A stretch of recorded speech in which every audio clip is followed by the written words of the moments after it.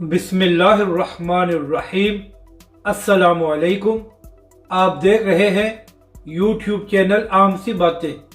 France کے سفیر کا معاملہ ایک بار پھر سر اٹھانے لگا اور تحریک لبیک کی مجلس شورا نے بڑا فیصلہ کر لیا ہے۔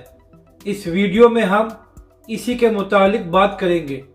ناظرین کرام، تحریک لبیک پاکستان کی جانب سے ایک اہم پریس ریلیز جاری کی گئی ہے، جس میں بتایا گیا ہے کہ 22 فروری کو گجرات میں تحریک لبیک کی مجلس شورا کا ایک بڑا اہم اجلاس ہوا، جس کی صدارت تحریک لبیک کے سربراہ علامہ سعد حسین رضوی نے کی، جبکہ اس اجلاس کے میزبان تحریک لبیک کے سرپرست اعلیٰ قاضی محمود عوان صاحب تھے۔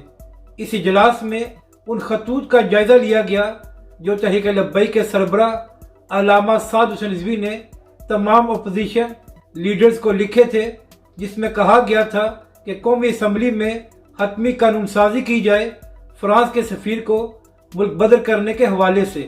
تو اجلاس میں یہ بتایا گیا کہ چند اپوزیشن لیڈرز کو یہ خط پہنچا دیا گیا ہے، جبکہ دیگر اپوزیشن لیڈروں نے ابھی تک وقت نہیں دیا، جس کی وجہ سے یہ خط ان تک نہیں پہنچ سکا۔ اس کے بعد اس اجلاس میں یہ فیصلہ کیا گیا کہ جو تحریک لبیک کے سربراہ نے خط لکھا تھا اس کو عام کیا جائے گا، تاکہ سب کو پتہ چل جائے کہ اس خط میں کیا لکھا گیا تھا۔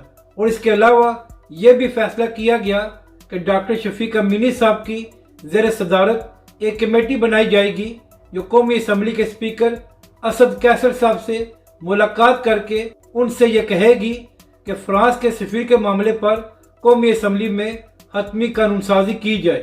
اپنی رائے کا ضروری اظہار کریں کہ آپ کو یہ ویڈیو کیسی لگی، اور ہمارے اس چینل کو بھی سبسکرائب کریں۔